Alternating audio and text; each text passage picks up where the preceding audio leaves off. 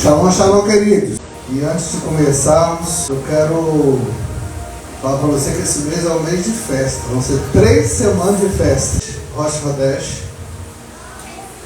Daqui a... Na verdade, vai semana que vem não tem, né? Não tem. Então vai ser essa semana, Rosh Hadesh, começando. Daqui a 2 semanas, dia 13, na quinta-feira, nós temos Purim. E na outra semana, nós teremos o aniversário da igreja. 21, 22, 23. Agora, quem vai estar conosco aqui é o pastor Agnaldo Silva, lá de Giruá. Você vai conhecer o gaúcho? Lá de Giruá, pastor Agnaldo.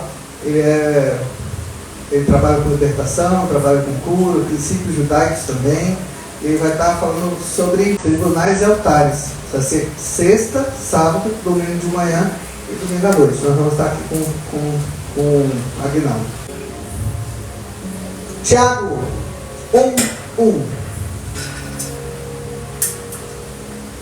Nós estamos felizes porque o Senhor tem nos dado mais um mês judaico e o último mês da estação de inverno. Mas eu confesso para vocês, quando vai acabando o inverno, eu fico triste. Eu gosto muito do inverno, gosto muito dessa estação. A gente vai entrar na primavera, que é de guerra, mas eu tenho uma predileção na minha alma pelo inverno. É um tempo que nós estamos aqui para buscar. E o Senhor começou a falar conosco sobre grandes coisas que Ele vai fazer. Coisas tremendas que o Senhor tem para nós. Coisas que o Senhor tem grandes movimentos, grandes trabalhos sobre a nação. E o Senhor nos colocou uma missão nesse tempo de falar sobre avivamento. E, na verdade, há muitos anos, nós oramos e clamamos ao Senhor por um avivamento na nação.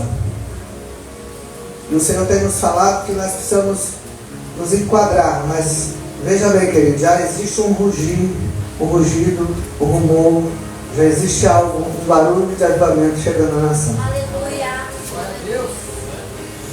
Às vezes você olha para o outro, olha para o lado, olha para o outro e fala assim, mas estão vendo muitos escândalos dentro da igreja. E muitas pessoas ficam escandalizadas por isso. E quando eu vejo isso, eu vejo um cumprimento da palavra do Senhor. O Senhor, Ele está expondo coisas para que a igreja seja purificada. E Deus possa trazer para nós a verdadeira revelação da palavra. Porque o que o Senhor nos falou em 2020, o Senhor vai tirar o governo de Faraó de dentro da igreja. Vai estabelecer o governo de José. Uma genética de filhos, uma genética de pessoas que verdadeiramente têm governo, e que Deus vai estabelecer muito mais nesse tempo, coisas que talvez eu, você, a gente vai ficar de boca aberta. Mas vai acontecer, amém?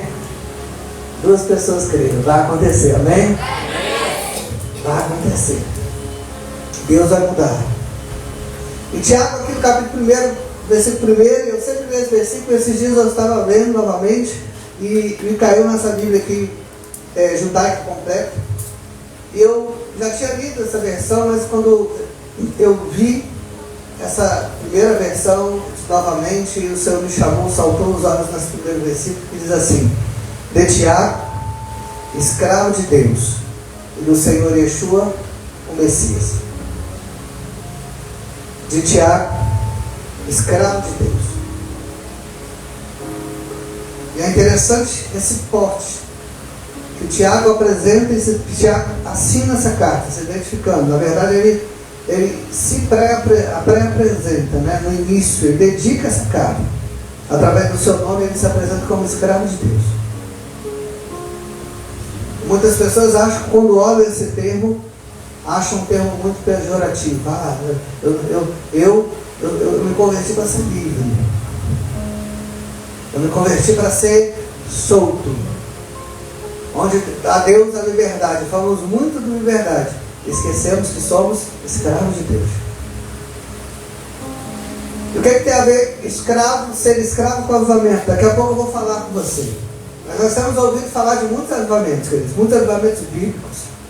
Em 2 Crônicas 15, nós vemos o avivamento encabeçado pelo rei Asa, um rei jovem que começou um grande movimento em Israel. No capítulo 29 de 2 Crônicas também nós vemos Ezequias, um rei que encabeçou um grande avivamento em Israel.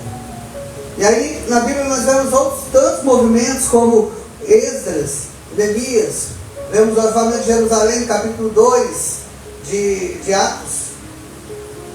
E fora da Bíblia nós já ouvimos falar de N avivamentos, por exemplo, um grande avivamento do século XVIII, que foi o avivamento dos moravianos, uma república lá perto da Tchecoslováquia, em que 24 pessoas se uniram e começaram a orar 24 horas, 1 hora cada uma, 24 pessoas.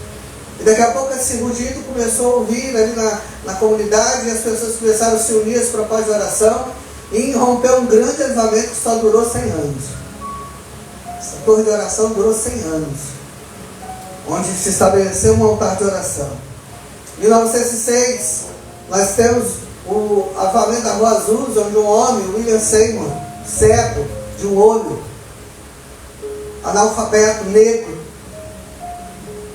naquela época nos Estados Unidos, imagine, se ainda há preconceito, imagine, 1906, no início do século XX, aquele homem orando, de joelho dobrado, em uma caixa de tomate, uma caixa de feira. Ele, a partir da sua oração, e de muitos outros que se uniram a ele, rompeu um grande avivamento, que deu origem a todo o que nós chamamos de pentecostalismo hoje. Às vezes temos os erros, temos as dificuldades, temos as diferenças teológicas, mas tudo nasceu de um avivamento.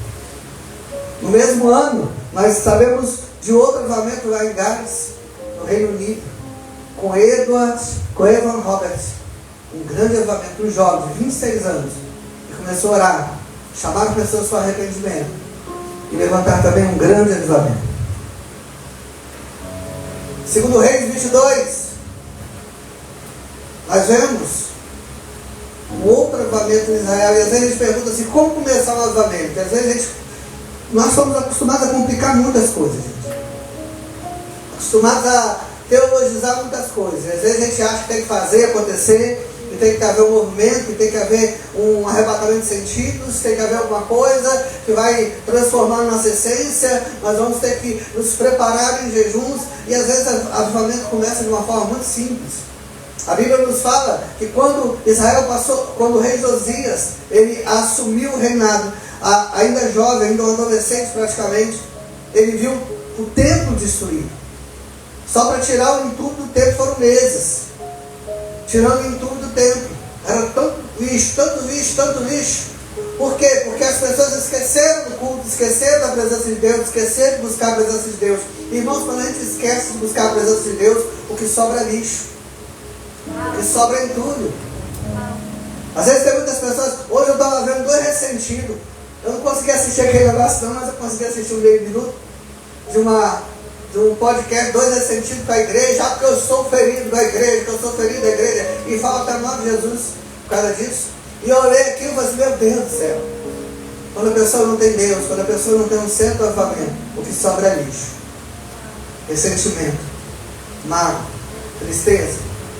Quando a gente deixa de focar em Deus, o que sobra da nossa vida é lixo, ele tem tudo, e às vezes demora tempo para tirar.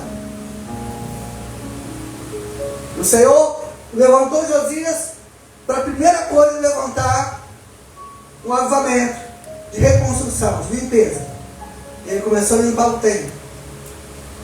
Os trabalhadores começaram a limpar, começaram a se programar para purificar o templo, e de repente um sumo sacerdote chamado Euquias, ele acha uma Bíblia lá perdida lá no meio daquele entulho. Quando o sumo sacerdote, imagina o sumo sacerdote que não conhecia a Bíblia. Hoje, nós temos muitas pessoas que se dizem pastores, se dizem líderes, às vezes conhecem até a letra, mas não tem um relacionamento com a palavra. Pessoas que estão aí, pregam. Esses dias eu vi uma pessoa pregando, falando, a pessoa até famosa. Eu falei assim, meu Deus, eu acho que 10 palavras que ela falou, ela falou pelo menos umas 3. Uns 3, 4 referências bíblicas, eu falei assim, gente, está precisando de Bíblia sim. Está precisando estudar um pouco mais, precisa ter relacionamento. Porque a gente pensa que avivamento é pular, gritar e fazer festa. E hoje em dia tem muitos avivalistas. Então um menino aí, eu acho que tem uns 10, 12 anos, aquele menino está pregando, botando o dedo na cara de muita gente, falando assim, eu sou bom. Olha para aquilo e fala assim, meu Deus.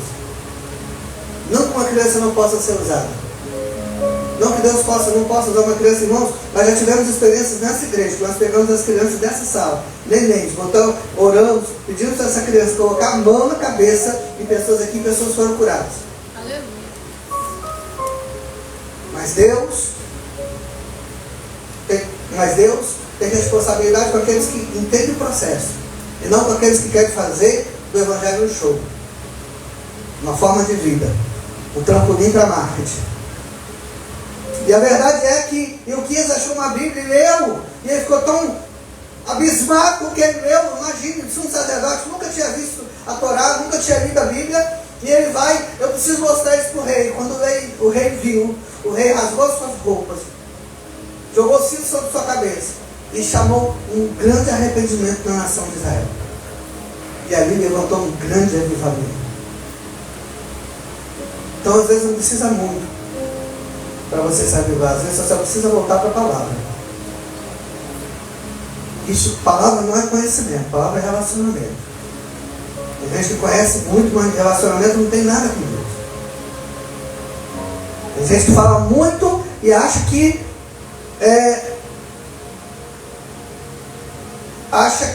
o muito falar, o muito conhecimento para levar essa pessoa a um patamar. E às vezes a gente olha, e é culpa da igreja, a gente olha pessoas muito capacitadas, às vezes a gente coloca essas pessoas em altares que elas não conseguem se firmar nesses altares.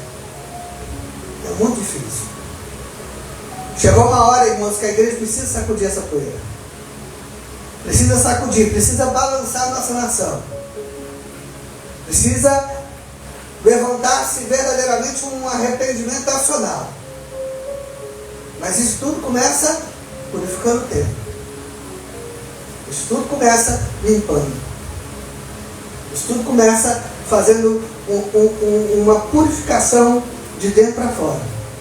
Eu não estou falando nada do templo, eu estou falando da nossa vida. Todo avivamento começa através de uma purificação. Onde as pessoas começam a entender que a igreja, ela não pode se conformar com o mundo. Ela não pode se subjugar aos padrões humanos. E ela precisa sacudir, ela precisa entender que muitas vezes os parâmetros que nós estamos colocando para ser igreja são aqueles que Deus está repudiando e que Deus está reprovando em muitos outros. E nós queremos copiar e botar para dentro da igreja, copiar e botar para dentro da igreja.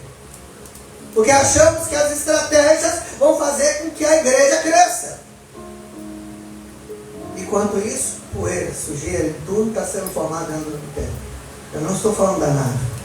Nós construímos palácios de pessoas cheias de entulho dentro delas.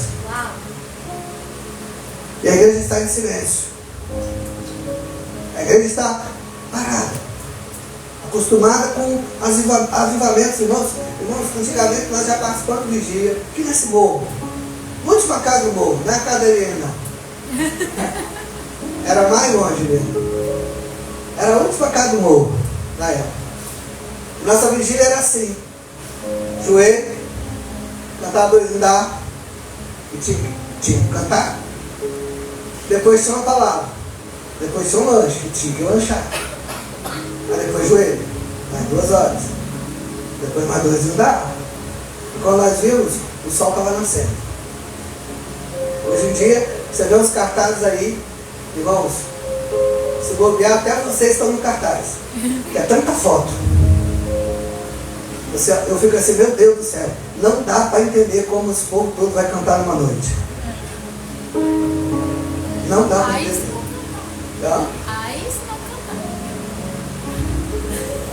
Não dá para entender. Acho que deve ser pelo menos 36 horas a noite deles. Mas a verdade é, queridos, que a igreja ela precisa começar o movimento. E esse movimento acontece. Irmãos, eu já experimentei alguns avivamentos, mas eu confesso que foi apenas a pergunta de uma ideia. Nós éramos líderes de uma cidade aqui na nossa antiga igreja, onde nós éramos auxiliares. E lá, como líder de uma cidade, nós começamos a oração com 5 jovens. E essa oração com 5 jovens repercutiu tanto que de 5 jovens, daqui a pouco nós tínhamos 150 pessoas dentro de um salão. Nós tivemos que deixar e ir para a nave do templo. O salão e ir para a nave do templo. Aí todo final de mês, a oração é de 10 às 11 da noite. 10 às 11 da noite. E eu rígido. Quando dava 11 horas da noite, podia estar anjo passeando, podia o céu estar na terra, podia estar gritando, podia estar curando. Eu encerrava 11 horas. E Deus trouxe um grande avivamento. Os jovens, adolescentes, começaram a se unir. E, de repente, num ano nós tínhamos 6 adolescentes, no outro ano já tínhamos 18. Jovens, já tínhamos quase uma centena de jovens reunidos quando juntava o grupo. Para quê? Para orar, para buscar o Senhor. Eu vou começar com pessoas de Viana, Cariacica, da Serra, vinham para buscar o Senhor. Eu queria vir nessa oração. E Deus fez. Só que eu entendi que depois da própria dureza do coração do homem, eu repeti dessa oração que eu pedi. Pouco tempo depois, alguns anos depois, nós estávamos pastoreando uma igreja em Campo Grande. Imagina uma igreja dura, uma igreja fria, uma igreja que feria a gente. Era tudo de ir para lá. Era difícil. O povo machucado. E o povo que é machucado costuma ferir. E era isso que acontecia. Eles eram feridos e começavam a ferir a gente. Não acreditavam. Não contribuíam. Muitos estavam lá, e verdadeiramente é isso, não estou exagerando, muitos estavam lá para ver a derrota da igreja. Era o desejo do coração deles, estavam lá para isso.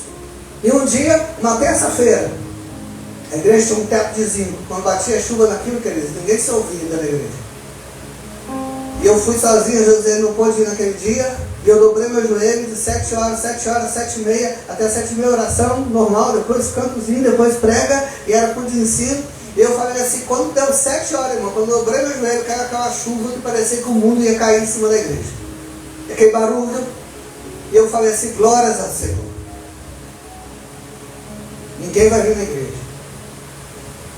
Terminando aqui, terminando a oração, eu vou orar, eu vou ler a Bíblia e eu vou embora. Porque eu falei, Senhor, eu não aguento mais. Eu não aguento mais essa frieza. Eu não aguento mais essa pureza. Eu não aguento mais essas dificuldades. Quando deu 7h30, na hora que eu ia respirar para levantar, eu tinha que cumprir o protocolo. Na hora que eu ia respirar para levantar, a chuva para.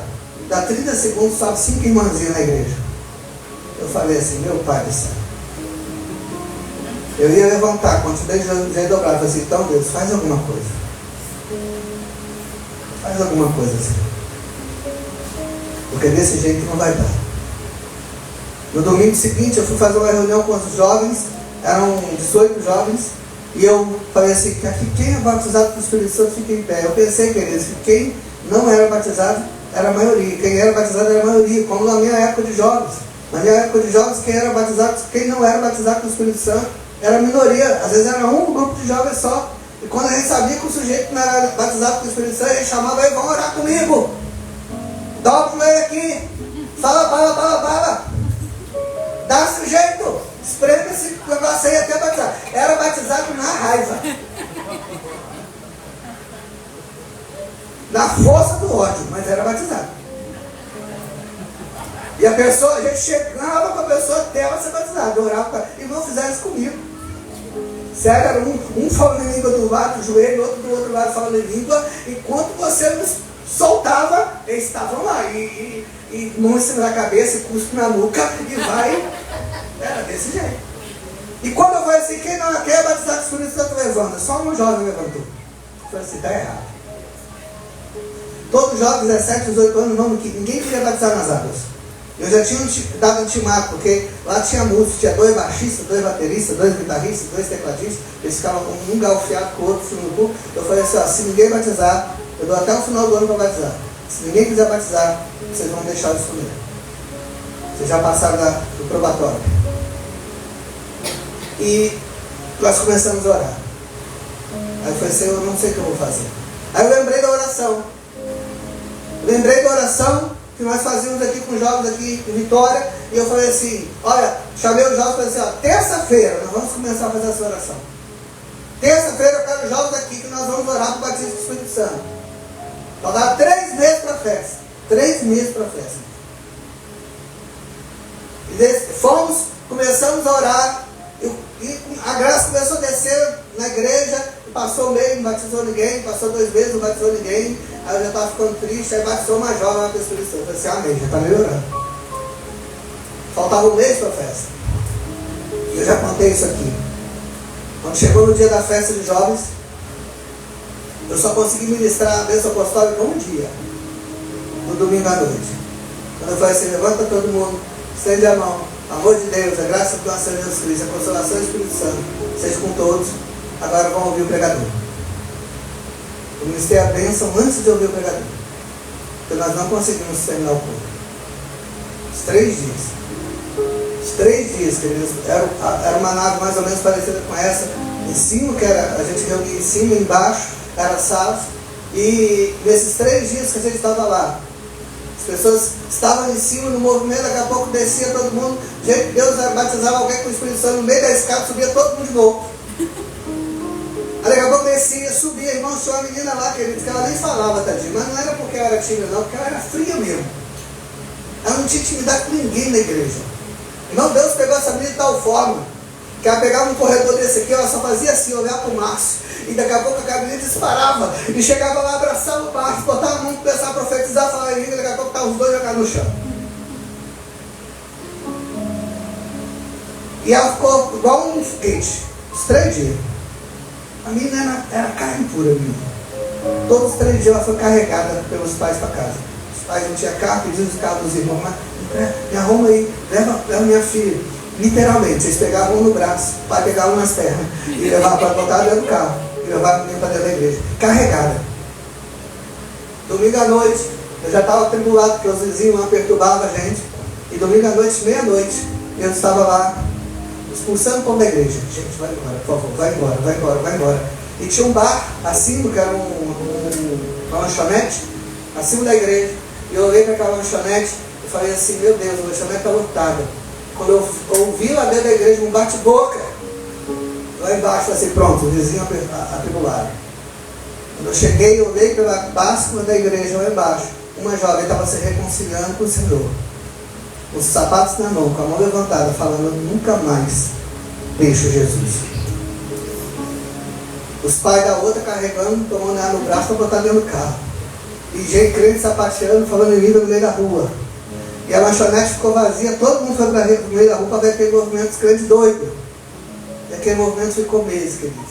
Até a dureza do coração começar a espantar o avivamento. Mas eu sei de uma coisa. Eu sei que o avivamento não precisa de muita coisa para começar. O avivamento não precisa de muita coisa, mas precisa de pessoas que estejam dispostas a atrair a glória de Deus. Não atrair a glória para si. Não apresentar projetos diante de Deus. Vai perguntar para Deus qual é o projeto. Nós estamos muito acostumados com isso, queridos. Nós temos os nossos critérios, os nossos padrões, tudo que é nosso. E nós falamos assim, Deus, cumpra isso. Eu sei que isso vai avivar a terra. Não. Por isso que eu gostei da descrição de Tiago aqui nessa versão judaica. Diz assim, Tiago, escravo de Jesus. Escravo não tem razão. Engraçado que quando você fala dos avivamentos moravianos, queridos, os avivamentos moravianos lá na Morávia, lá perto da Tchecoslováquia, era um avivamento evangelístico, era um avivamento missionário. Tem história de pessoas que se vendiam como escravo para ir fazer missão nas Índias. Eles se vendiam como escravo porque nas Índias você não podia evangelizar e não tinha como entrar, você não tinha como entrar como missionário. Então, mas tinham empresários ingleses, na época a escravidão era lícita, era legal, e eles se vendiam como escravos, esses empresários, só para ir para a Índia pregar o evangelho. Que loucura! O que leva uma pessoa a fazer isso? Primeiro, Ter disposição é abrir mão de tudo para Deus. Da sua agenda, do seu ministério, do seu propósito. Eu sei que Deus vai levantar muitas pessoas aqui para o reino. Eu sei que Deus vai levantar muitas pessoas aqui. E vai dar muito sucesso, vai dar rompimento, vai dar prosperidade a muitos aqui. Eu sei disso. O problema não é você ser próspero, o problema não é você ser abençoado, o problema é o que te leva a ser isso. Quais são as suas motivações? Será que para você ser abençoado você já abriu mão tudo para Deus?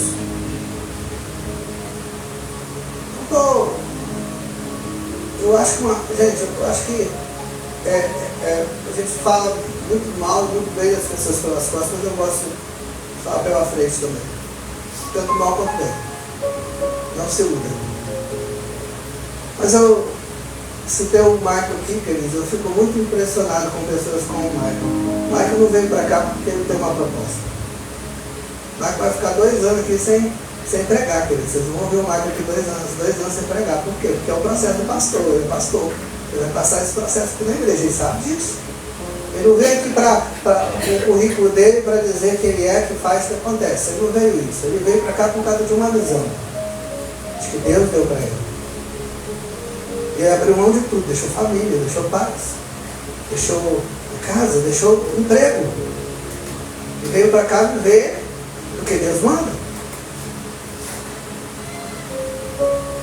E eu não estou falando isso porque é fácil, porque é fácil, e o Michael não é melhor que ninguém.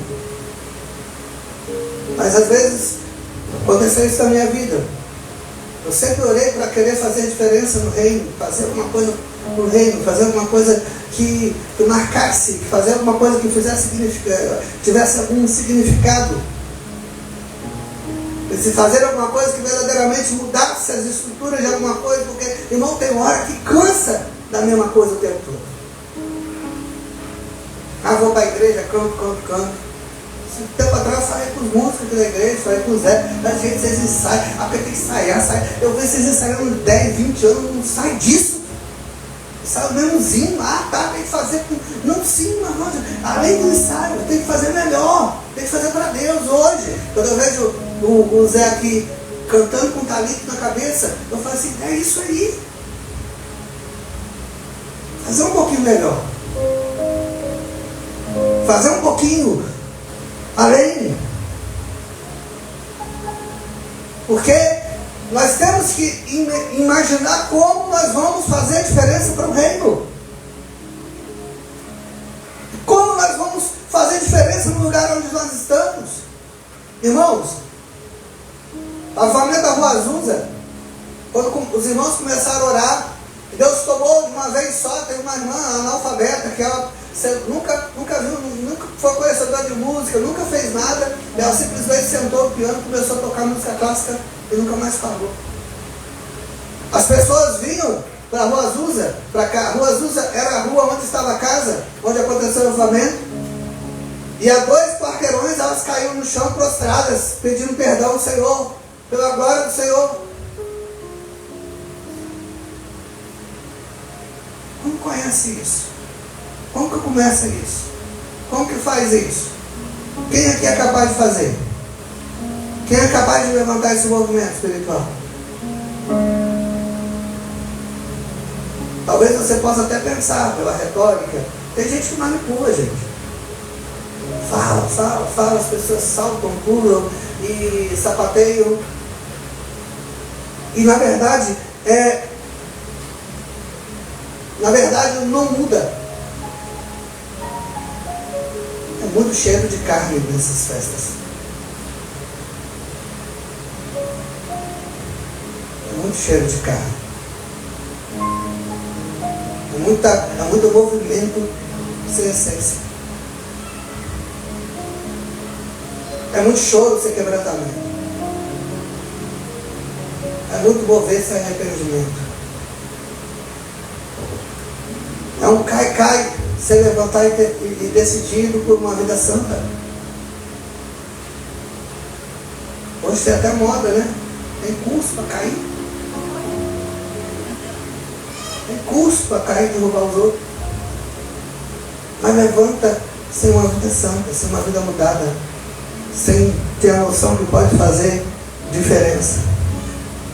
O problema é que a nossa igreja, ela acostumou ficar longe da presença de Deus. Nós temos uma grande dificuldade como igreja brasileira. Estou falando como igreja brasileira, porque eu sou brasileiro e moro aqui. Mas acontece um outro problema dele, estou falando da gente. A gente tem que resolver aqui. A gente tem muita dificuldade de contemplar. Ficar na presença de Deus é ficar movimento. A gente quer os nossos congressos, nossos eventos. Irmão, não tem problema nenhum com o congresso. Gente purinha para pular mesmo, para vir. Se você quiser vir fantasiado, por favor, não vem de Batman, não. Não vem de super-homem, não. Mas você vem fantasiado, você cumprir os princípios, você festejar, você pular, você dançar. Você está dançando para o Senhor um cumprimento. É algo que é um cumprimento. Eu amo a festa, porque Deus é um Deus festivo.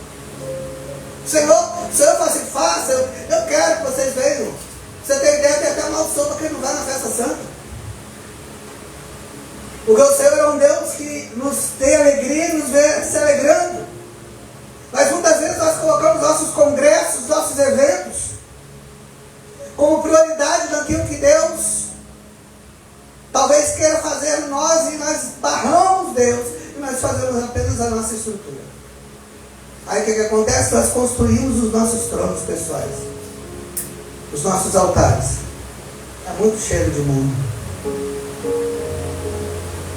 É muito cheiro do mundo. Queremos igualar a alegria que nós sentimos aqui com a alegria que as pessoas sentem lá no carnaval. Como assim? Mas eu me alegro aqui, me alegro no Senhor. Será que você se alegra aqui quando termina? Essa alegria continua em você? Porque a alegria no Espírito, ela é um rio de vida que vai saltar de você e vai tocar pessoas e vai ir para a vida eterna. Então não é uma coisa que vai terminar no final do culto, na bênção apostólica, na bênção sacerdotal, não vai terminar ali. Será que essa alegria, será que essa shalom é o lugar onde você está, ou aquele sentimento momentâneo que você sente no culto? Nada diferente é, irmãos, disso do que aquela pessoa que sente no carnaval, porque ela chega lá cheia de dor, passa a noite toda pulando, não sei o que, quando termina está triste de novo. É vazio. É vazio. E aí nós levamos os nossos tronos pessoais, irmãos, nós sabemos ser pastor. A gente aprende. Com 15 anos já tinha uma noção, depois vai melhorando, vai crescer um pouquinho, vai ficando um pouquinho mais maduro, a gente vai ter noção que é pastor, querido. É muito fácil abrir igreja se você souber as estratégias. É o zinho que tem que cantar. Qual o zinho da moda? Verônica fica lá, vocês não estão por causa dos zinhos que estão cantando agora. Vai dizer que não fica. Mas é verdade, mas isso é o que a gente aprende. Eu não estou falando que é errado, a gente tem que se preparar. A gente também tem que ver o que está acontecendo. Eu gosto de visitar igrejas para saber o que está acontecendo, como que é. E o nosso movimento, o nosso modelo de culto aqui da nossa congregação é um modelo que foi que a gente viu na Lagoinha. Porque, irmão, vocês não sabem como era o Ministério Zoe no início. Era pleião. Era oportunidade para os irmãos, oportunidade para as crianças, a gente queria ter oportunidade para os adolescentes e pronto, era pleião. Você via esse apóstolo lá no início, você não reconhecia. Até que a Silvana falou que ela era cafona. Aí ela melhorou a roupa. Mas a verdade é, queridos, que nós começamos assim, porque aprendemos assim. É muito mais fácil sair do Egito do que a gente sair de você. E nós saímos 22 anos da Assembleia de Deus, e a gente era o pleião, continuou pleião. Aí uma vez nós fomos em 2012, 2010, a primeira vez que nós fomos na Lagoinha, depois fomos em 2011, 2012, nós resolvemos instituir um modelo de culto lá, que era o quê? Era o louvor, uma palavra de oferta e a palavra. E teve pastores que chegaram aqui e falaram assim: como vocês fazem isso? Eu falei assim: é só fazer. Como que eu digo para a minha igreja que não vai ter conjunto, faz igual eu. Vai assim, a partir de hoje não tem conjunto não, tá? Acabou. Teve gente que entrou em crise na época. Quer cantar, canta no louvor. Entra no louvor, se submete ao louvor. Mas a verdade é essa. Nós sempre instituímos isso nas nossas vidas, esses padrões. Mas não esses padrões de festa, mas a gente tem uma dificuldade de se apresentar na presença do Senhor em confissão. A Deus não fala comigo. Quanto tempo você não fecha essa boca para Deus poder falar com você? Em contemplação. Só abre a boca para reclamar. Só abre a boca para trazer choro. Falar mal da vida dos outros. Contar a história dos outros. Quanto tempo você não abre a tua boca para contar a tua história para Deus? Depois fecha a boca e fala assim, agora Deus, fala comigo. João, ele viu a ilha de Patmos, ele viu a glória de Deus, viu o trono de Deus, mas para ir para a glória de Deus, Deus colocou ele lá na ilha de Patmos, não tinha ninguém. Numa prisão, isolado, onde só Deus fazia diferença na vida dele. E aí que está. Irmãos, desacelerar é difícil. Eu vivo uma vida muito acelerada, já vivi isso antes, e querendo, as pessoas falam, a ciência explica isso. Esse excesso de adrenalina de uma vida de aceleração é difícil. Por isso que de vez em quando eu tenho que entrar numa sala dessa aqui e ficar 2-3 dias. Para quê? Para desacelerar. A cabeça fica zum o tempo todo. Os jovens que digam. E às vezes tem que pegar esses meninos, fazer isso com o João qualquer dia desse. Pegar e jogar numa sala para pegar a chave, trancar e ir para casa. Só uma semana. Não vai morrer. Tem gordura de estoque. A verdade não tem problema, faz marito logo.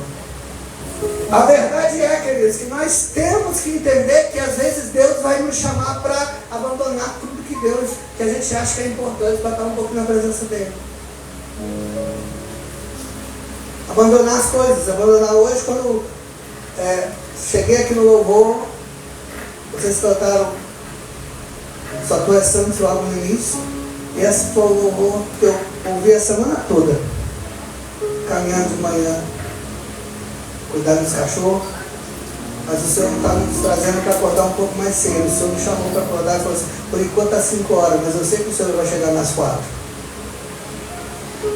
Acordar às 5 horas para quê? Para ter mais um tempo com Ele.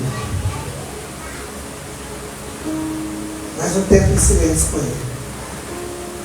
Se afastar do movimento, se afastar de tudo que é atrativo. Irmão, o grande problema está aí. Sabe por que às vezes tem muitas pessoas que chegam na igreja e não tem fome de Deus? É porque tem petisca muito no mundo.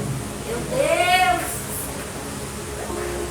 É tanto lanchinho rápido que come no mundo. Eu não estou falando do mundo do pecado não, queridos. Não estou falando do mundo do pecado não. Às vezes coisas que não são pecados, coisas que não são exatamente transgressões, segundo a palavra, não são iniquidades, segundo a palavra, mas toma o nosso tempo. Toma você da presença de Deus, consegue te arrancar da presença de Deus. Consegue te afastar do tempo que você deveria dar com Deus. Então é sempre ligado, 220, eu sei que é isso, às vezes, irmãos, é difícil desacelerar. É difícil. Depois que eu larguei meu trabalho, por ordem do Senhor, eu fiquei pelo menos quase 2 anos, querido, a cabeça um turbilhão. A hora que às vezes eu pensava em descansar, eu falava assim, meu Deus, parece que eu estou sendo inútil. Eu ia lá, forçava mais a barra, porque eu achava que tinha que fazer alguma coisa para agradar a Deus. Não foi fácil sair do trabalho. Ele mais antigo sabe. Ia para o trabalho, ficava 72 horas, voltava para casa, ficava 12, ia de novo, mais 36. E assim ia. E Deus, muitas vezes cobrava, mas eu falava com Deus, eu tenho que trabalhar. Eu tenho que trabalhar, eu tenho que fazer, não tem que acontecer, Senhor. Infelizmente é a orfandade que bate em nós. Os traumas de orfandade, de rejeição que bate em nós, que a gente acha que a gente tem que fazer alguma coisa para ser agradável a Deus. Porque talvez o ano passado eu tinha que fazer alguma coisa para ser agradável ao meu pai. Que se eu não fizesse, ele brigar comigo. Se eu não fizesse, ele me abraçava como eu achava que eu deveria ser abraçado. Por isso eu tinha que fazer alguma coisa. E às vezes Deus só quer que você saia. Sempre sinto isso. Poyang Shu com 19 anos se converteu no budismo. Numa Coreia pós-guerra. Uma pobreza imensa. E depois que Deus já tinha dado a ele a maior igreja do mundo, ele falava com seus filhos que se ele não orasse pelo menos 1 hora antes de começar o seu dia, ele não conseguia dar tempo de fazer tudo que ele tinha que fazer. Quando ele tinha muita coisa para fazer, ele tinha muito compromisso, ele tinha muito trabalho para fazer, ele tinha que orar 2 horas. Inverteu o padrão. A gente acha que a gente tem que acordar, não dá tempo de orar não, tem que ir lá fazer.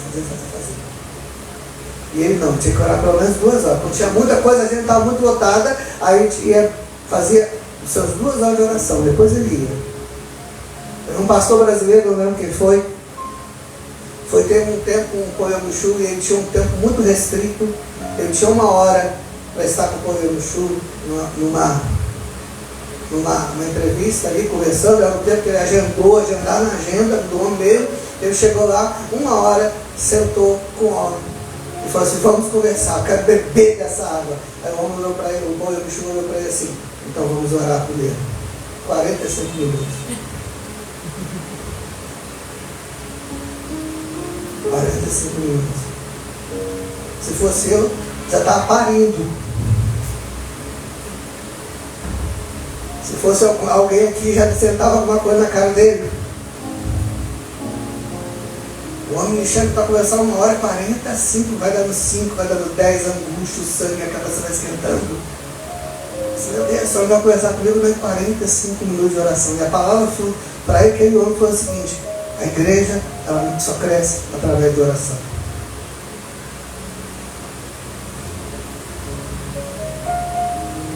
Então Deus vai ter que nos isolar muita gente nesse tempo, te tirar de muitos compromissos, para chegar para você e colocar você numa posição que Ele quer. Não é você, é Ele. Não são seus mecanismos. Irmãos, é muito importante quando a gente pensa no mover de Deus. Que coisa, por exemplo, quando você começa a orar, você trabalhar com os anjos, por exemplo, assim: arranjos, vamos lá, faz isso para mim, de repente o troço desenrola. Essa semana eu tive essa experiência, tive um problema, tive que pagar um negócio.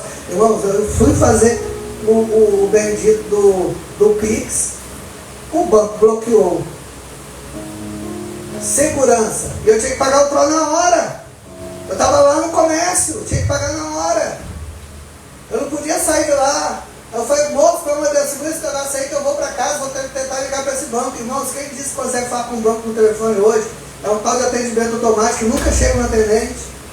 Fica aquele looping lá rodando e não conseguia. Aí eu parei o carro no meio da rua e falei assim: Senhor, envia os seus anjos.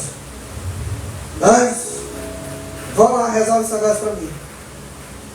Quando eu liguei o carro, eu abri o aplicativo, estava liberado. Fica muito mais fácil. Fica muito mais fácil. Quando você decide entregar o tempo que Deus merece. Entregar o tempo que Deus requer. Eu tenho que fazer o que tem que acontecer, irmãos. A promessa de Joel, que o Senhor vai restituir os anos, não os minutos, não as horas. Ele vai restituir os anos perdidos, os anos devorados. Então, querido, fica muito mais fácil. O tempo que passou vai restituir, vai voltar tudo. Só eu contemplar. E o segundo ponto, querido, é um ponto talvez que mais nos falta: vestir as vestes de santidade.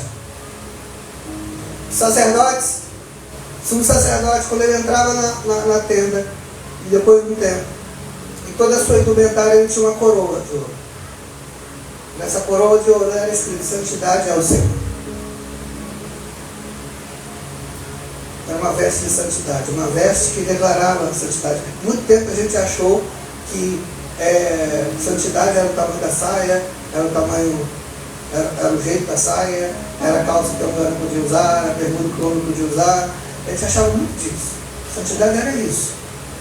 Santidade era um modelo, às vezes até muito radical, que nós aprendemos como algo importante. Santidade não tem nada a ver com isso.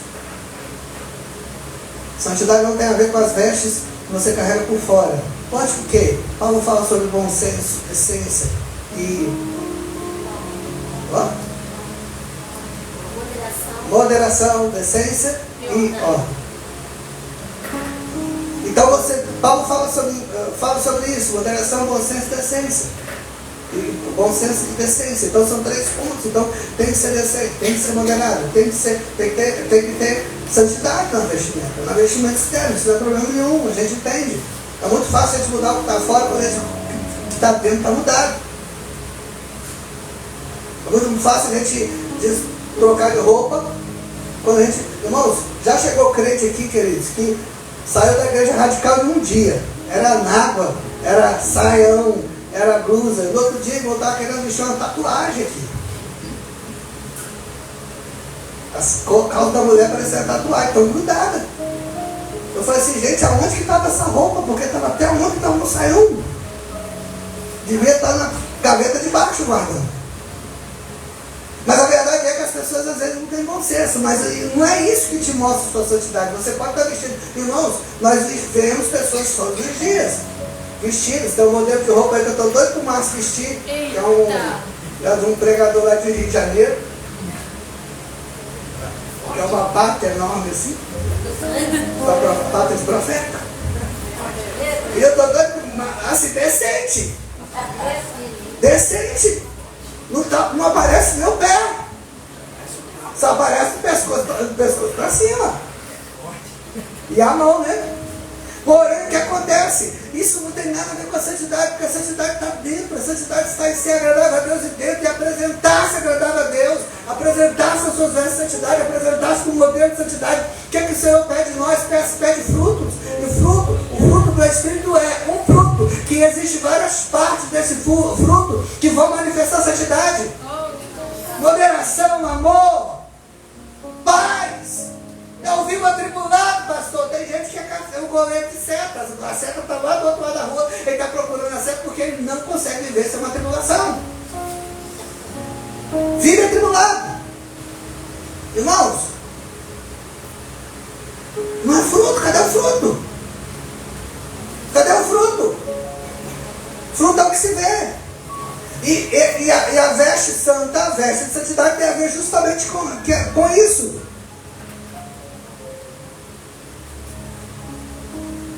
Pessoas que têm o espírito de José, que o melhor pode se apresentar para ele, mas ele não abandona a palavra de Deus, não abandona o chamado de Deus para ele. José não era perfeito, mas José, ele decidiu no tempo certo abrir mão de tudo, como Daniel, que decidiu não se alimentar do que era da mesa do rei. Isso é veste de santidade.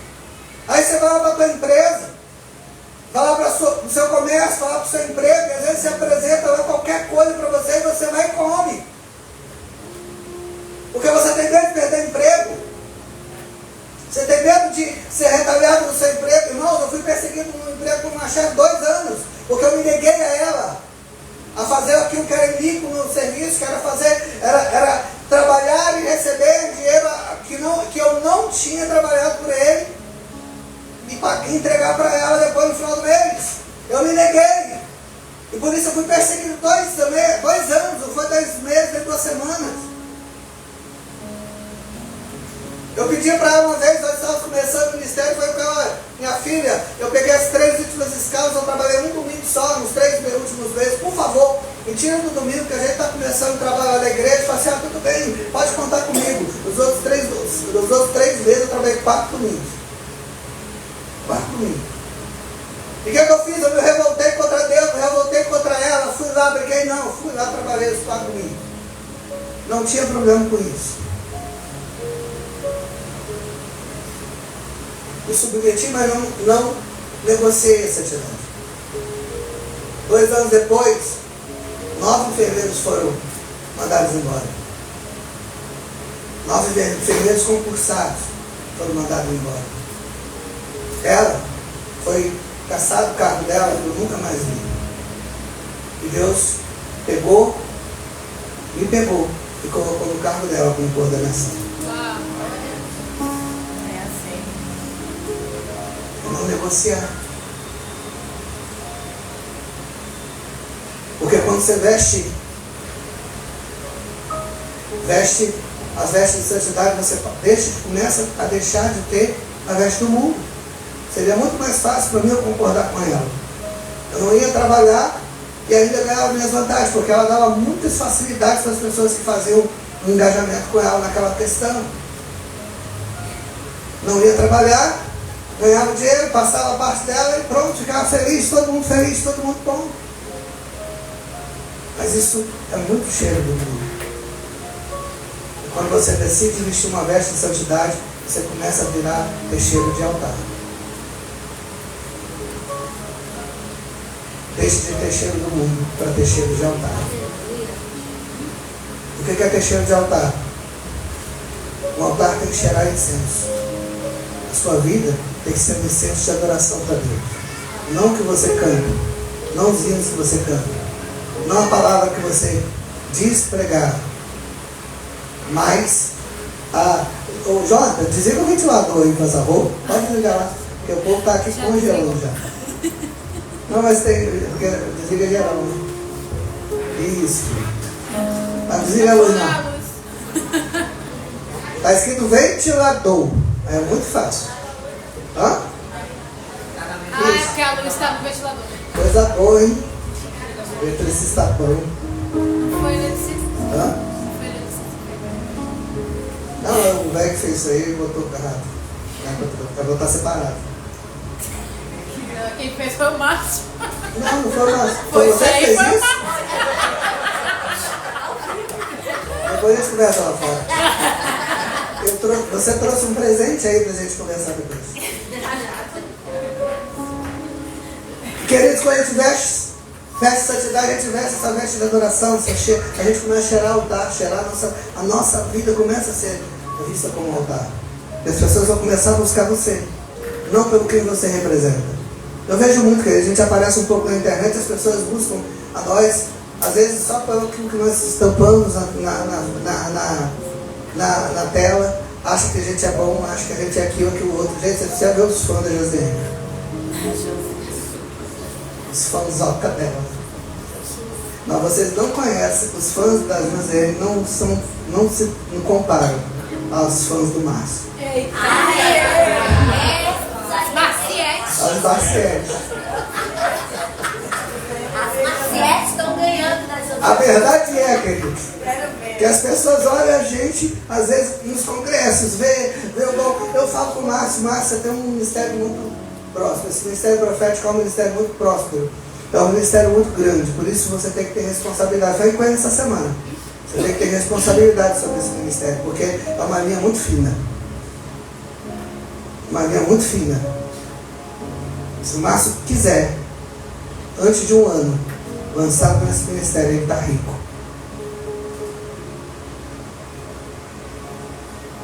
Mas morto espiritualmente. Muito cheiro de mundo. E a gente tem que aprender a ter cheiro de altar. A gente não pode se preocupar com o sucesso da congregação.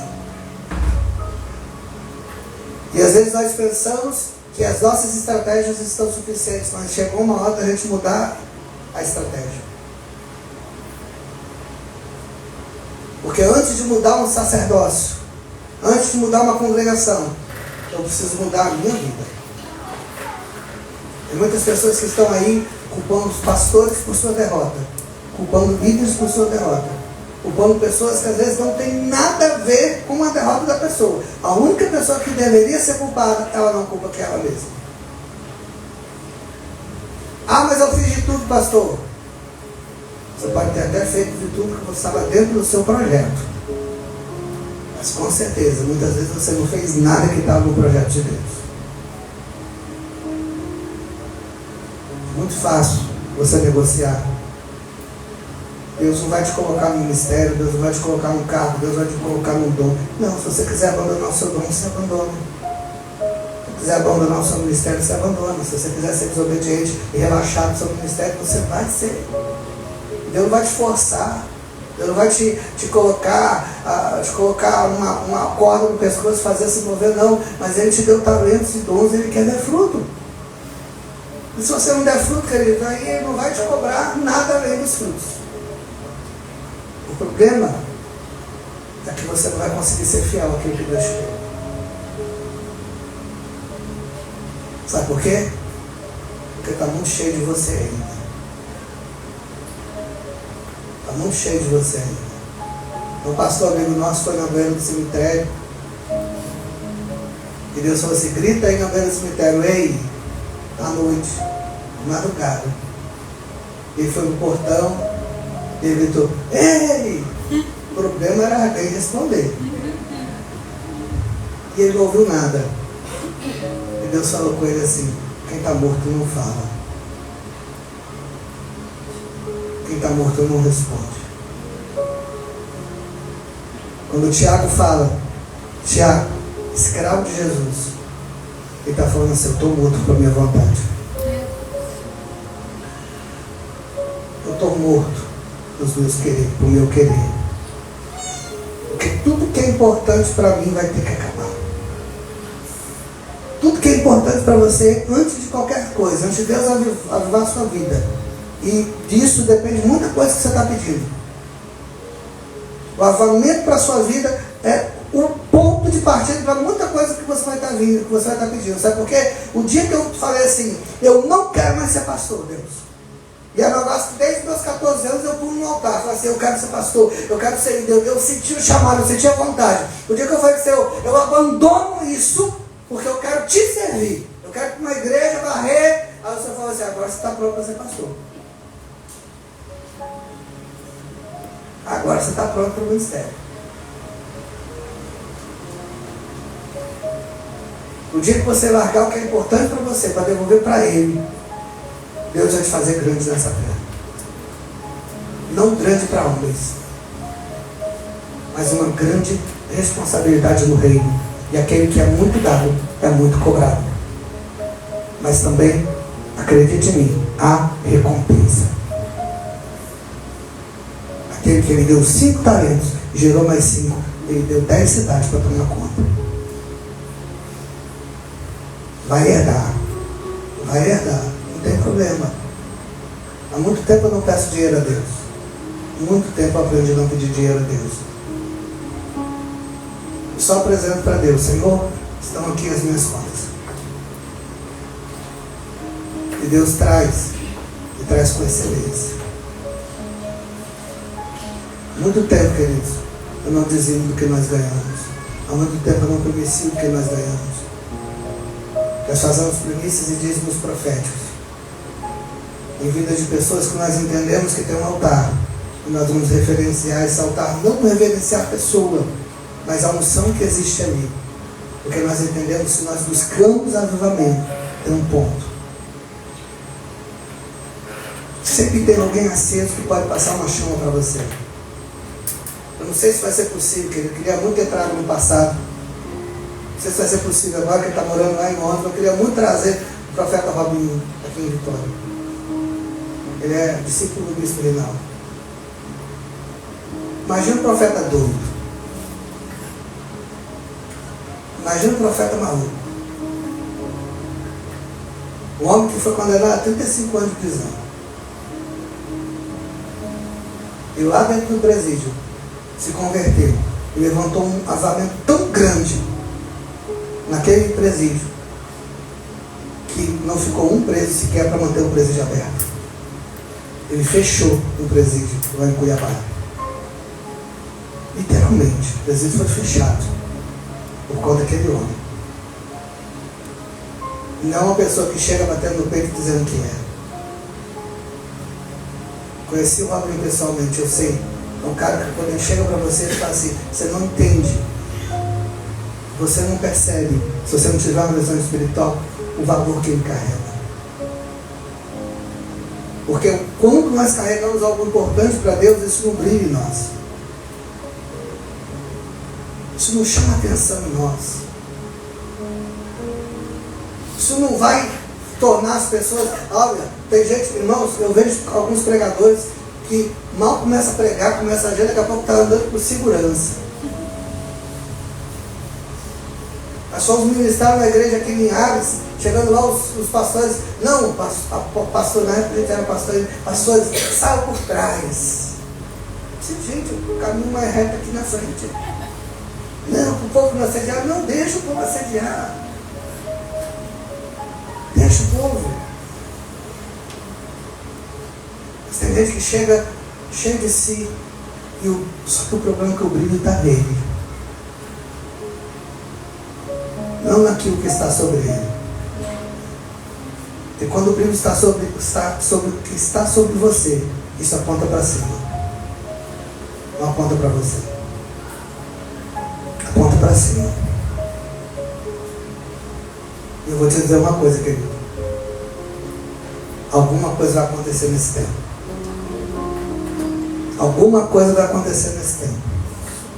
Alguma coisa que é sem explicação. Sem explicação. Alguma coisa vai acontecer nesse tempo. E eu tenho falado para Deus, Senhor, me usa para esse avivamento. Eu peço para Deus. Eu peço, não custa nada.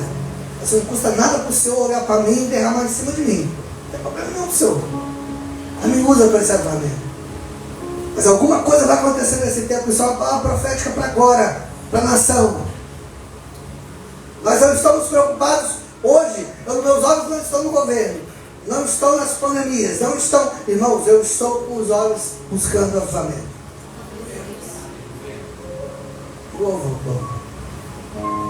Eu estou com os olhos buscando avivamento. Por isso, eu digo que isso comece por mim. E para isso, muitas vezes você vai ter que abrir mão do seu horário de sono, vai ter que abrir mão de uma refeição de 2. Você vai ter que abrir mão do seu desejo para Deus fazer algo sobrenatural que começa com você. Eu citei aqui no início várias pessoas. Um rei menino que achou uma Bíblia, e por causa de uma Bíblia levantou um avivamento. Um pastor que achou uma caixa de tomate, enfiou a cara nela, começou a orar e babar. Por causa disso levantou um avivamento. O que Deus vai colocar na sua vida para te avivar, para você ser o centro desse avivamento? Ah, pastor, mas não tem nada. Irmãos, o dia que você abrir mão de tudo e falar assim, meu Deus, eu preciso orar. Eu preciso me apresentar diante de Deus. Deus vai te tomar de onde você estiver. Deus vai te colocar na posição que Ele quer. Tem falado isso sobre Cabralha. Você que não sabe, nós estamos lá investindo e nós estamos buscando ofertas da nação toda. Pessoas fora da nação já estão ofertando. Para quê? Para que Cabralha tenha uma torre de oração, tem uma arca lá naquela nação, naquela cidade, que vai repercutir sobre toda a nação. E eu quero fazer parte disso. O Senhor tem falado comigo, é para ativar a nação, é para ativar ministérios, é para ativar líderes, é para ativar pessoas que talvez pensem que não tem ministério. Deus vai ativar. E eu estou nisso.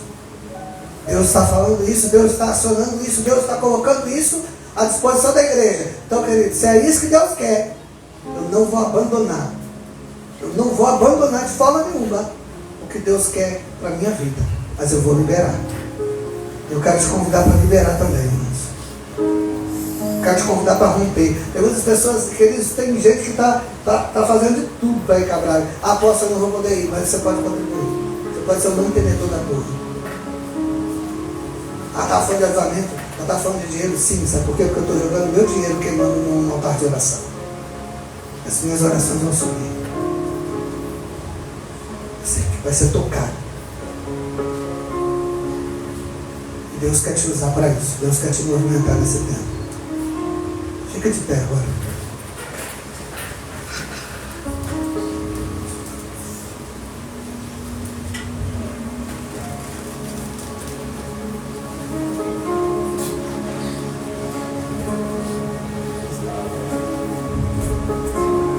Pai eterno, eu peço que o Senhor visite o templo das nossas almas.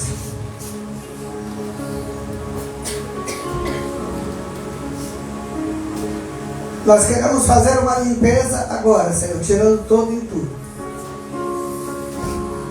Toda a sujeira que está há anos acumulada. Começa a colocar, Senhor, tudo no seu lugar. E jorra a água do teu Espírito, Deus. Para limpar, limpar, limpar. Dê ordem a anjos específicos para nos amparar nesse momento e amparar as pessoas aqui, Senhor. Porque eu creio, Senhor, que muita coisa vai acontecer nesse tempo. E o Senhor vai levantar pessoas que verdadeiramente vão estar alinhadas a esse tempo, a esse mover. Senhor, sopra com o teu vento agora, Senhor, e retira de nós todo o vento, todo o cheiro de mundo. Todo o cheiro de carne. Retira de nós todo o cheiro de carne, Senhor. E nos traz, Senhor, sobre nós o perfume do altar. O perfume que vem do Senhor, o perfume de Yeshua. O perfume de Yeshua que vai tocar homens e mulheres nesse tempo, Senhor. E nós queremos ser aqueles, Senhor, que vão fazer diferença no teu reino, para o teu reino. Nós somos teus escravos. Por isso devolvemos os projetos. Rasgamos os projetos. E pedimos que o Senhor venha apresentar os seus projetos essa noite para cada um de nós, Senhor.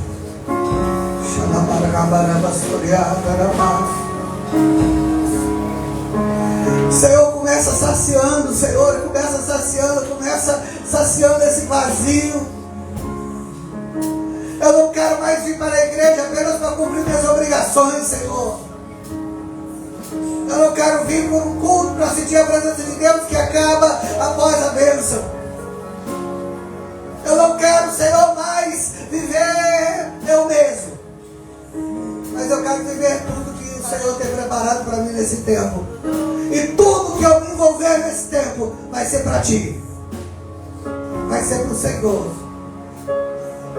Nós estamos em tempos em que vai haver uma revolução na nossa nação. E não vai ser uma revolução política. Não vai ser uma revolução de governo. Porque essa revolução primeiro vai acontecer dentro dos corações da igreja. Por isso, Espírito, visita a tua igreja. E como Davi, Senhor, orou no Salmo 51, não tire de nós a alegria da tua salvação. Não tire de nós, Senhor, não deixe, Senhor, que nada faça, Senhor, que a nossa alegria se perca. Paramos de olhar para os problemas, paramos de olhar para as trevas. E, Senhor, nesse primeiro dia de andar, nós quebramos todas as armaduras e ações de Leviatã contra a vida da sua igreja. Levanta suas mãos em nome de Jesus. Levanta suas mãos em nome de Jesus. E faça isso comigo. Agora olha para cá. Faça assim. Senhor, eu retiro as caudas de serpente que me aprisiona. Em nome de Jesus. Eu retiro as caudas de serpente e as garras de serpente. Senhor, eu limpo e abro mão de toda possessão e toda hipnose e todo domínio mental de Leviatã. E em nome de Jesus, eu aplaco, em nome do Senhor, toda pressão sobre a minha mente, sobre a minha alma. Em nome de Jesus, eu lanço fora, eu tomo a espada do Senhor, eu corto as caudas, a cabeça e o corpo de Leviatã sobre mim, sobre a minha família, sobre a tua igreja, sobre o meu bairro, sobre a minha cidade, sobre o nosso estado, sobre nossa nação. Lança fogo, Senhor, contra toda semente, contra todos os ovos de Leviatã. Lança fogo sobre o nosso ventre, em nome de Jesus. Arrancamos agora todos os ovos, todas as teias, toda a pressão de Leviatã contra as nossas vidas, em nome de Jesus. Lançamos fora, em nome do Senhor. Entregamos ao Senhor a nossa vontade, o nosso querer. Entregamos o Senhor nos nossos projetos e declaramos: vestimos veste de santidade essa noite. Aleluia!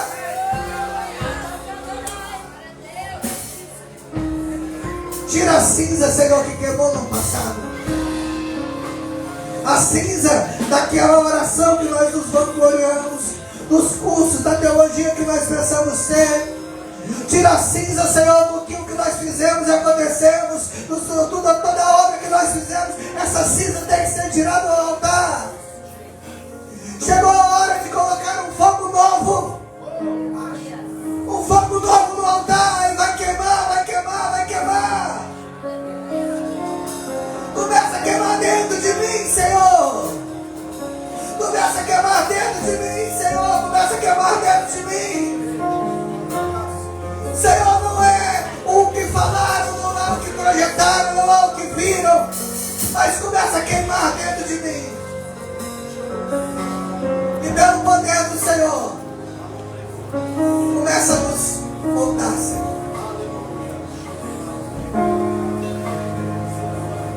O Senhor está falando aqui essa noite que Ele vai começar a movimentar sinais aqui, pastor Rodrigo. Sinais. Porque existe uma necessidade para esse tempo. Chegou o tempo de acabar o pecado. Chegou o tempo de começar o projeto que Deus colocou no teu coração acabar no final do culto ou no final ou no meio da semana. O Senhor vai começar a movimentar pessoas que vão ser impulsionadas onde elas estiverem. E ouça isso. Não vai demorar muito. Não vai demorar muito para as pessoas começarem a passar na frente dessa igreja e falarem assim: é aí que está acontecendo. É aí que está acontecendo. É aí que está acontecendo. Ah, pastor, mas isso tem que se resumir aos orelhas. Irmão, se Deus usou, usa a gente também. Eu quero que use. Eu quero que use. Se Deus usou Josias, Asa, se Deus usou o Igor, Deus usou Edom, Deus usou tantos. Eu quero que me use também. Eu quero ser conhecido não por aquele que eu sou, mas pelo que Deus está fazendo nesse tempo. Eu não quero ser conhecido pela minha teologia, pela minha retórica, mas eu quero ser conhecido pelo que Deus está fazendo nesse tempo. Deus vai começar com você.